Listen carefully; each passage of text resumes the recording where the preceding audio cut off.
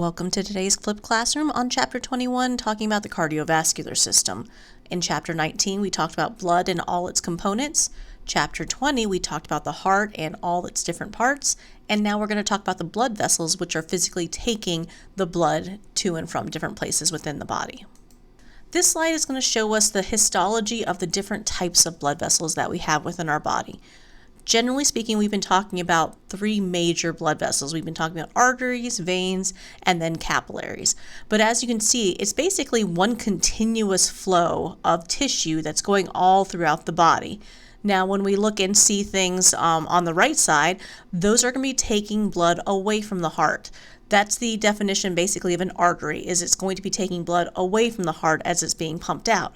When we're talking about a vein is going to be taking blood back to the heart. And then the capillaries are going to be those exchange vessels where it's going to be right between where the arteries and veins are going to be. That is, of course, an oversimplification.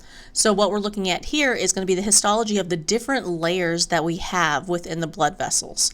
So if we start over here on the right side where it's showing in red, we have our largest arteries. So our largest arteries are going to take blood to muscular arteries. The muscular arteries will then take it down through arterioles. Arterioles are essentially really small arteries. And then we're going to continue on until we get to the capillaries. The capillaries are going to do their thing, and then we're going to take blood back up through venules. So that's analogous to like the arteriole. So our venules are then going to take blood up to a medium-sized vein, which will eventually take the blood to a larger-sized vein, which is eventually going to be depositing right back into the heart. So that's why it's considered a circuit or a circulation, because the blood is the same blood just flowing round and round the body. It's just going to be traveling through these different structures as it goes. So let's look at the different layers that we have that are making up the walls of the blood vessels themselves. Looking at your large veins and arteries at the top, both of them are going to have three distinctive layers of tissue. They're all going to start with the word tunica, like tunic or shirt, some sort of covering. So oftentimes I'm not going to say the word tunica, I'm just going to say the second part of the word. So when we look and we start superficially, the outside is going to be the external layer. So the outside external layer is going to be protective, and that's the part that you would actually see of the blood vessel if you were doing something like a dissection.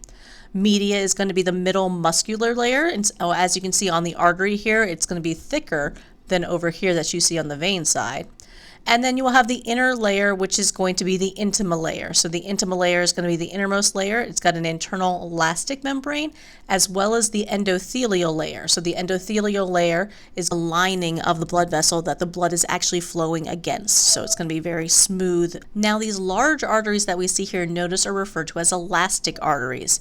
That elastic artery is going to be elastic because of that internal elastic membrane that we have that's going to be with the tunica intima. That elasticity is going to be important because these are the ones that are closest to the heart. They are the ones receiving the highest pressure from the blood that's being pushed out of the heart, and so it has to have that ability to recoil and that elasticity to it because the blood is going to be forced against it. Blood will continue to travel and get into smaller and smaller vessels, and as it goes through, eventually we're going to have what are referred to as muscular arteries instead. The muscular artery is going to lack that internal elastic membrane, and it's going to have a thicker layer of muscle that's going to be in the tunica media. Now the endothelial layer is going to be the innermost layer again, just like we had earlier. Moving on from those muscular arteries, the blood is going to continue to travel, and notice it is still oxygenated, and then it's going to go into smaller and smaller branches until we get to these arterioles. So the arterioles are going to be structurally very different than your muscular or elastic artery. Notice the outside with our tunica media, we have that smooth muscle, we have an endothelial layer, and then we will have a basement membrane. But it's going to lack that tunica external layer, and you're going to have the smooth muscle layer, which is part of your tunica media, that is going to be exposed on the external portion. Blood will continue through the arterioles, and then it's going to branch and be collected into the capillaries. So our capillaries are going to be here, and notice they are going to be the smallest blood vessels that you have. These are our exchange vessels, so we want them to be small so that it's easier to have exchange. We will have a basement membrane with endothelial cells, but it is basically a single cell layer thick. It is not going to have any tunica layers with it. And notice it is going to be porous as well, which is going to help to allow us to exchange materials in and out of the capillary. Once you have done that exchange, the blood is then going to continue and it's going to collect within the venule. Now notice the venule, it does have a tunica externa layer, but it doesn't have a separate tunica intima or a tunica media. You just have that endothelial layer. The blood will then continue to a medium-sized vein. That medium-sized vein is going to have the three distinctive layers that we know, the externa, the media, and then the intima, which is going to be the most internal layer lined with endothelial. And then we're going to finally move to our larger veins. And again, we're going to have those three distinctive layers. It's just basically a bigger diameter on the inside that the blood is flowing through before it gets dumped back into the heart. Now let's look at a micrograph that's actually going to show the differences between the artery and veins. When you take a section of tissue and you make a microscope slide of it, when you find an artery, it's almost always going to be right next to a vein. So they're usually going to be traveling together right next to each other. So this gives you a nice view of what they look like. As you can see, there are some distinctive differences between an artery and vein. The lumen is just the open space that the blood is going to be traveling through. The lumen of the vein is going to be generally larger and it's going to have an irregular shape and it's oftentimes going to be flattened. For an artery, the lumen is going to be more circular and it's going to hold that shape pretty well because of this thick muscular layer. Notice that in the vein you don't have a thick muscular layer. It's going to be a fairly thin layer. But you are still going to have the tunica intima for it. Do notice that the artery, though, is going to have this kind of pleated look where it's crinkly. The artery is going to have the ability to vasodilate or vasoconstrict, so get bigger or smaller, and that pleated section is what you're going to see when it's going to be constricted. It will smooth out once that actually dilates. So we have our thicker tunica media layer, and then our tunica externa is kind of the same for both of them. This artery in particular is going to have that elastic membrane. So the elastic membrane is going to allow us to receive blood that is going to have high pressure, and it's going to allow that pulsating that you're going to see with a pulse because it's going to be with the beating of the heart. Elastic arteries are sometimes also referred to as conducting arteries because they're going to be taking the blood away from the heart to go to different parts of the body. In the last slide, we saw that there were muscular arteries as well. Muscular arteries are sometimes referred to as distribution arteries because they are going to be distributing all that blood to very specific locations. And again, those are medium-sized arteries. They're going to have a very thick tunica media, more so than compared to the elastic arteries. There's going to be a lot of smooth muscle that's going to be in there. And these arteries are very important pressure points, and you can actually reduce blood flow by pushing on those areas that have the muscular arteries, and you can help to control bleeding that way. Blood will continue into the arterioles. The arterioles are going to have a very thin or incomplete tunica media that we saw before. Those are sometimes referred to as resistance vessels, and they do a lot of vasoconstriction and dilation that's going to affect the overall resistance of the blood flow within the cardiovascular system. When we had blood that was going through the elastic arteries, then they traveled through the muscular arteries, then it traveled through the arterioles until it came to the capillary. So capillaries are referred to as our exchange vessels, and the distinctive structure of the capillary is what allows us to exchange things in and out of the blood with the tissue that's going to be surrounding it. We have a single cell layer thick with a basement membrane that is going to be lining to create this capillary. Do notice that the cells that are going to make up that endothelial layer are going to be that simple squamous cell of the epithelial cells. So squamous because they're very flattened, and simple because it's just one single cell layer thick. We actually have 3 different types of capillaries that are going to be available within our body that are going to have different levels of how many substances they're going to allow in and out of them. The first of which we see is this continuous capillary. Continuous capillaries are found in all of your tissues except your epithelial tissues and cartilage. They have a complete endothelial lining to them, and they permit water to diffuse out as well as any small solutes and lipid-soluble materials. There are some specialized continuous capillaries that you have within the central nervous system and thymus that are very much more restricted, like the blood-brain barrier, but those would have a type of continuous capillary in there.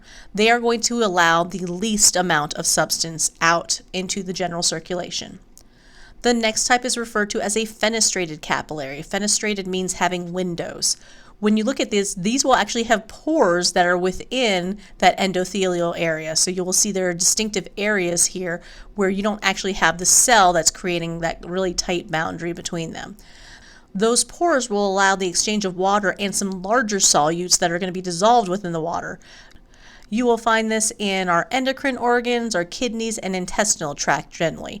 These will allow more things out than a continuous capillary, but it's still restricting quite a bit of movement. The last type is called a sinusoid or sinusoidal capillaries. These have literal gaps, just big gaps that are going to be between the cells, so they don't quite fit all the way together. They're going to allow the exchange of water, things that are dissolved within the water, but also large plasma proteins that are able to leak out. You're going to find these within the liver, spleen, bone marrow, and some endocrine organs. A lot of times in these sinusoids, you are going to have white blood cells. The white blood cells will be monitoring that area and then picking up any debris that could be in there, as well as looking for bacteria. We don't usually find just a single capillary that's going to be running through the body. What we find are going to be capillary beds, which are going to be interconnected capillaries. You can call it a capillary plexus even. With this plexus, we can see here's the arteriole where the blood is originating from. It's going to pass through these capillaries here and then eventually go back to the venule. What you will find is that there are sphincters that are in there. And remember, sphincters are just those circular muscles that are able to open and close. You will have precapillary sphincters that are going to be smooth muscle cells that are controlling the blood flow through those capillaries by opening and closing just certain ones. So they're not all open all the time. Here you can see the smooth cells that are going to be overlapping that particular area. So when they are going to contract, they are going to close off blood flow to that particular area. You can see that here. As the blood is going to pulse and go through, we see these dashed arrows. The dashed arrows are basically indicating that it's going to be a variable flow, because sometimes the precapillary sphincter will be closed off and you're not going to have blood flow through there.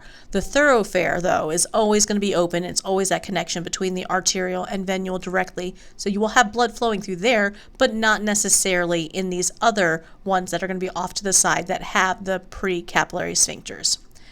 This is referred to as an anastomosis. You will find an anastomosis, which is going to be a connection directly between arteries.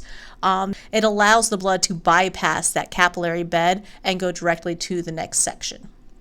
In this case, we have an arterial venous anastomosis, which is going to be that direct connection. It could be two different arteries that are going to be connecting, and we call those arterial anastomoses. Once we get the blood through the capillaries and we do our exchange, now we're going to take that blood through the veins. We started with venules, moving to medium-sized veins, and then larger veins. The veins we already talked about are going to be collecting that blood from the capillaries, and they are going to be taking the blood back towards the heart. The valves are going to be within the vein that are going to prevent backflow. The venous valves are going to essentially just be folds of the tunica intima. The tunica intima is going to fold inward, and so whenever blood's going to flow, it allows it to push through those flaps to go upward. But when the blood tries to go back this way, those flaps are going to close off, and then you're not going to be able to have the blood flowing backwards. Let's look at this chart right here, which is showing us the distribution of our blood. So the blue stuff is going to be where we have our systemic venous system. This is a good majority of the blood that's in your whole body. So we can see 64% of your blood is going to be in the venous system. 30 to 35% is going to be within your heart and capillaries and arteries, and that's going to be a smaller percentage right here than all that venous blood. We use our veins as blood reservoirs, so they can accommodate large volumes of blood that we can kind of store there until we're ready to move it around. They are much more distensible than arteries. We also call them capacitance vesicles because they have a large capacity to hold blood, because their diameter is going to be larger than what we saw with that very round lumen that we had with arteries. Now, one of the reasons that we are going to have blood pooling within the veins and it's going to be containing a reservoir is because there's very little blood pressure at that point to push the blood through the veins to get it back to the heart. So we will have a few different mechanisms in place that will allow us to actually move that blood that would normally just pool within the veins themselves. Every time you move your muscles, your skeletal muscles will squeeze on your veins. And as they squeeze on the veins, that will force the blood upward through the veins, and they're not going to be able to go backward because the valves are going to close off. So every time the muscle contracts, it squeezes and decompresses all of that, pushing the blood upward, going towards the heart. Another reason that we're going to have that moves our blood upward is going to be what we refer to as our respiratory pump. As you breathe in and out, you are changing the pressures within your thoracic cavity, within your lungs, and the chest wall itself. That changing of pressure is also going to cause us to squeeze on our veins, and that will allow us to move the blood forward.